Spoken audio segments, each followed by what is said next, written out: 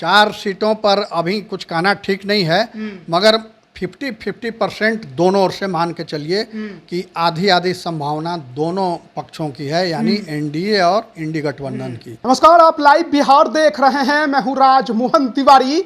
देखिए, लोकतंत्र का महापर्व आज से शुरू हो चुका है। देश में 7 चरणों में लोकसभा के चुनाव कराए जाने हैं और आज प्रथम चरण की वोटिंग 21 राज्यों के 102 सीटों पर चल रही है। अगर बात बिहार की करें तो बिहार में 4 सीटों पर नवादा, जमुई, औरंगाबाद और गया में भी वोटिंग जारी है। लेकिन जो मत प्रतिशत सामने निकल कर आए हैं वो बेहद चौंकाने वाले हैं, तो उस पर हम विस्तार से बात करेंगे। हमारे साथ वरिष्ठ पत्रकार प्रवीण बागी हैं। कैसे देख रहे हैं आज के शुरुआती चरण की वोटिंग को? देखिए, वोटिंग को लेकर के मतदाताओं में उत्साह तो है, मगर चुनाव आयोग के अनुसार जितनी अपेक्षा थी कि जितने वोटर टर्न अप होंगे उस हिसाब से कम उनको लग रहे हैं। और नीचे से दूसरे नंबर पर है बिहार वोटिंग रेशियो में। अच्छा। सबसे सबसे कम वोटिंग अब तक, यानी 1 बजे तक का आंकड़ा मैं दे रहा हूँ। 1 बजे तक महाराष्ट्र में 32.36% वोटिंग हुई है, जबकि बिहार में 32.41% वोटिंग हुई है, यानी महाराष्ट्र से थोड़ा ज़्यादा है। सबसे कम है महाराष्ट्र, उसके बाद सेकंड नंबर पर बिहार। त्रिपुरा जैसे छोटे स्टेट में और अपेक्षाकृत पिछड़ा माना जाने वाला राज्य, वहाँ 53% से ज़्यादा वोटिंग हुई। राजस्थान में भी 33% से ज़्यादा वोटिंग हुई है। बंगाल में सबसे ज़्यादा वोटिंग हुई है, लगभग 51%। और छत्तीसगढ़ में 42% से अधिक हुई। यूपी में 36% से अधिक वोटिंग हुई है। मणिपुर जैसे छोटे राज्य में 45%, लगभग 46% मान लें, 46% हुए। मिजोरम में लगभग 37% और नागालैंड में 38% वोटिंग हुई है। जबकि बिहार में 4 सीटों पर मतदान हो रहा है, तो उसमें सबसे कम वोटिंग हुई है नवादा में। अच्छा। दोपहर 1 बजे तक वहाँ वोटिंग जो रेशियो था वो 27.23% था, यानी 27% से थोड़े अधिक लोगों ने वोटिंग की है। उसके बाद दूसरे नंबर पर गया है कम वोटिंग के मामले में, वहाँ 30.43 यानी 30% से कुछ अधिक लोगों ने वोट किए हैं वहाँ। उसके बाद तीसरे नंबर पर जमुई है, और नहीं माफ़ करेंगे, औरंगाबाद है, जहाँ लगभग 34% लोगों ने वोट किए हैं। 34% में 1% कम, 0.1% कम है, तो वो 34 ही है। उसके बाद फिर जमुई है जहाँ 34.25% है लोगों ने वोट किया है। 1 बजे तक का यह आंकड़ा है। 1 बजे तक का आंकड़ा है। इसमें मान लीजिए कि 2 बजे थोड़ा सा बढ़ गया होगा, 4-5% और बढ़ा होगा, मगर इस आंकड़े से निराश होने की ज़रूरत नहीं है। चुनाव आयोग के निर्देश पर तमाम ज़िले में, देश भर में जो सरकारी अधिकारी हैं, उन्होंने अभियान चलाया था कि लोग अधिक से अधिक संख्या में वोटिंग करें, कोई मतदाता छूटे नहीं, सब बूथ पर आएँ और वोट करें। तो उस हिसाब से अगर देखेंगे तो ये आंकड़े कम हैं, मगर ये 30% यानी समझ लीजिए इसको कि 50% में 30%, यानी आधे से अधिक। गया में अगर देखें तो आधे से अधिक लोगों ने मतदान कर दिया है, जितने मतदाता हैं। जमुई में आधे से भी ज़्यादा परसेंट लोगों ने किया है वोटरों में, और औरंगाबाद में भी जितने वोटर हैं उसके आधे से अधिक लोगों ने मतदान कर दिया है अभी तक। नवादा में ज़रूर कम है, आधे से लोगों ने कम किया है। ये जो आप कह रहे हैं आधे से अधिक, ये समझने वाला है थोड़ा बात। हाँ बिल्कुल। और वो ये है कि जो मतदाता सूची है उसमें से 50% आप मान लीजिए कि मोटा मोटी 50% लोग बिहार से बाहर हैं, नौकरियों के कारण, पढ़ाई के कारण और दूसरी वजहों से बिहार से बाहर रह रहे हैं। वो ये सच्चाई चुनाव आयोग को मालूम है, बिहार के अधिकारियों को मालूम है, मगर इस सच्चाई को वो उजागर नहीं करते। इसलिए ये माना जाता है कि बिहार में बहुत कम वोटिंग हुई। तो अगर मान लीजिए कि 50% लोग बाहर हो गए तो बच गए, बिहार में मतदाता बचे 50%। तो 50% में 30% से अधिक लोगों ने गया में वोटिंग किया, यानी आधे से ज़्यादा लोगों ने मतदान कर दिया मतदाताओं में 1 बजे तक। अभी 3-4 घंटे बाकी हैं, नवादा में ज़रूर कम हुआ, वहाँ 2.7.23% हुआ है वोटिंग।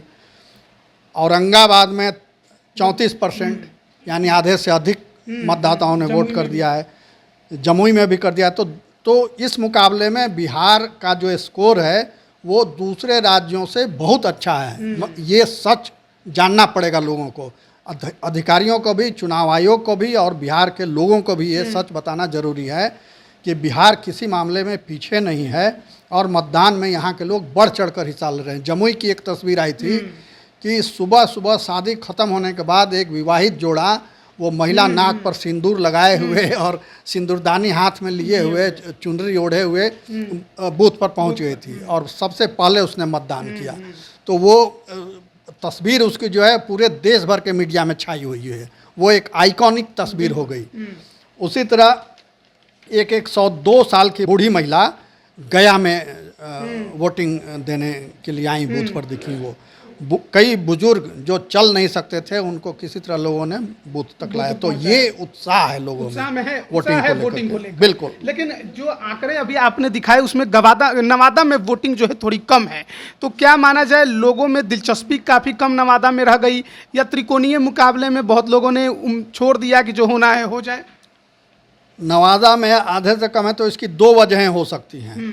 या तो आधे से अधिक वोटर वहाँ के बाहर हैं, क्षेत्र से अपने बाहर हैं, इसलिए वो नहीं आए, या फिर जो थोड़ी सी उदासीनता कुछ सेक्टर में रही होगी, कुछ लोग कम निकले हुए हैं घरों से। तो ये भी आंकड़ा बहुत हतोत्साहित करने वाला मैं नहीं मानता हूँ। ये लगभग इसको मान लिया जाए कि 50% लोगों ने वहाँ वोटिंग किया है।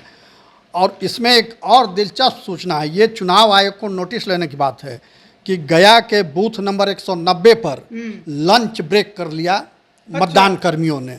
और लोग आधे घंटे से वहाँ लाइन में खड़े हैं, बैठे हुए हैं। और क्या भाई, तो चुनाव कराने आई टीम जो है वो भोजन कर रही है। ऐसा नियम है क्या? बिल्कुल नियम नहीं है। आप 7 बजे सुबह से मतदान शुरू हो जाता है, तो मतदान समाप्त होने तक आपको बूथ पर ही रहना है। वहीं भोजन की व्यवस्था कराई जाएगी, वहीं पानी की व्यवस्था कराई जाएगी, सब कुछ।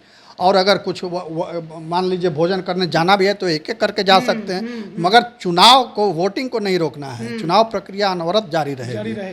तो ये अब वहाँ के जो चुनाव अधिकारी थे उस बूथ के, वो कह रहे हैं कि हम लोग सुबह 5 बजे से आए हुए हैं यहाँ और पीने का पानी तक नहीं है, खाना तो दूर, पानी तक नहीं है, तो कहीं से भोजन आया है तो हम लोग कर रहे हैं। अच्छा। तो ये कोई तर्क नहीं है, ये आपराधिक मामला बनता है। और ऐसे लापरवाह चुनाव कर्मियों पर कार्रवाई होनी चाहिए, कठोर कार्रवाई होनी चाहिए। और 5 बजे तक अमूमन मतदान होता है, गर्मी है तो कहीं 6 बजे तक भी होगा। तो उसके बाद 1 मिनट के बाद भी कोई वोटर अगर आएगा तो उसको एंट्री नहीं मिलेगी। मगर आप बीच में आधे घंटे 45 मिनट लंच ब्रेक ले रहे हैं, तो ये कोई इसका मतलब नहीं है। और बिहार के 4 सीटों का क्या रुझान है अब तक का जो वोटिंग हो रहा है? 4 सीटों पर अभी कुछ कहना ठीक नहीं है, मगर 50-50% दोनों ओर से मान के चलिए कि आधी आधी संभावना दोनों पक्षों की है, यानी एनडीए और इंडी गठबंधन की, दोनों प्रत्याशियों से है। अभी बहुत स्पष्ट रुझान आए नहीं हैं, मगर गया में लग रहा है कि जीतन राम मांझी की स्थिति थोड़ी कमज़ोर है। जमुई में तो लग रहा है कि ज़्यादा भारी पड़ रही है एनडीए के उम्मीदवार जो हैं, अरुण भारती भारी पड़ रहे हैं। मगर अभी समय है काफ़ी, इसलिए अभी कुछ उसके बारे में कहना उचित नहीं होगा। इसलिए मतदान समाप्त होने के बाद ही ये कहना ठीक होगा कि किसका पलड़ा भारी है, किसका पलड़ा हल्का है। तो देखिए, जिस तरीके से अब तक के मतदान को लेकर प्रतिशत सामने आ रहे हैं उसकी हम चर्चा कर रहे थे। वैसे भी बिहार को लेकर आमतौर पर यह कहा जाता है कि यहाँ वोटिंग बहुत कम होती है। तो प्रवीण बागी जी ने बेहतर तरीके से समझाया कि आखिरकार वोटिंग कम होने के पीछे कारण क्या है। सबसे बड़ी बात है कि यहाँ पर मतदाता मौजूद ही नहीं है। लगभग 50% मतदाता रोजी रोजगार के लिए दूसरे राज्यों में पलायन कर गए। तो जब यहाँ है ही नहीं तो वोट कौन डालेगा, लेकिन जो है वो उत्साह के साथ वोट डाल रहे हैं। हम कई तस्वीरें देख रहे हैं, निर्वाचन आयोग ने भी कई तस्वीरें और वीडियो साझा की है जिसमें दिखाया जा रहा है कि किस प्रकार का उत्साह बुजुर्ग से लेकर नौजवान तक में देखने को मिल रहा है। तो फिलहाल की जो वोटिंग है उसमें अब तक जो है बिहार संख्या के अनुसार आप देखेंगे तो नीचे जरूर है देश में, लेकिन जो स्थिति है, जो परिस्थितियां हैं बिहार में, उस अनुसार आप कह सकते हैं कि वोटिंग परसेंट अब तक 1 बजे तक ठीक ठाक चल रहा है। अब शाम को जब वोटिंग पूर्ण रूप से संपन्न होगी, निर्वाचन आयोग इसकी घोषणा करेगा, तब बेहतर तरीके से पता चलेगा कि कुल जो पोलिंग है वो कितनी हुई है। तो इसमें देखिए, चुनाव आयोग की तारीफ करनी पड़ेगी कि उसने अपनी ओर से पूरी कोशिश की है कि 100% मतदाताओं का नाम, यानी जो वोट देने के एलिजिबल हैं, उनका नाम वोटर लिस्ट में हो, और जो लोग अनुपस्थित हैं या नहीं हैं उनका नाम हटाया जाए उससे। मगर बिहार में जिस ढंग से शासन चलता है, यहाँ की जो ब्यूरोक्रेसी, जिस तरह से लचर व्यवस्था है, उसी का शिकार यहाँ चुनाव आयोग भी होता है, उसका काम भी प्रभावित होता है। अब जैसे मैं खुद अपना उदाहरण दे रहा हूँ, मैंने अपना और अपनी पत्नी का, अपने पुत्र का नाम एक बूथ से ट्रांसफ़र करा लिया दूसरे बूथ में। वहाँ मैंने लिख करके दे दिया, अपना पुराना वोटर कार्ड जमा कर दिया चुनाव आयोग के ऑफिस में कि इस बूथ से हमारा नाम हटा दिया जाए।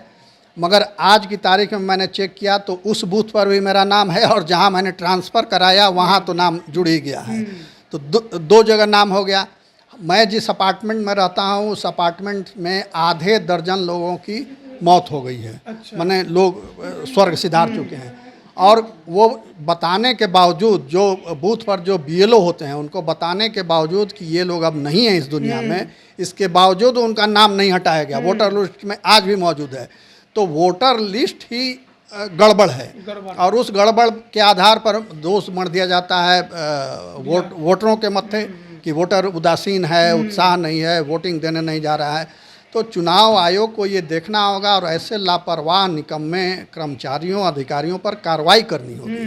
अब पटना का आप देख लीजिए, पटना में रोज़ तस्वीरें छप रही हैं कि जिलाधिकारी के नेतृत्व में टीम लगी हुई है, घूम रही है, गांव-गांव जा रही है लोगों को वोटिंग के लिए प्रेरित करने के लिए।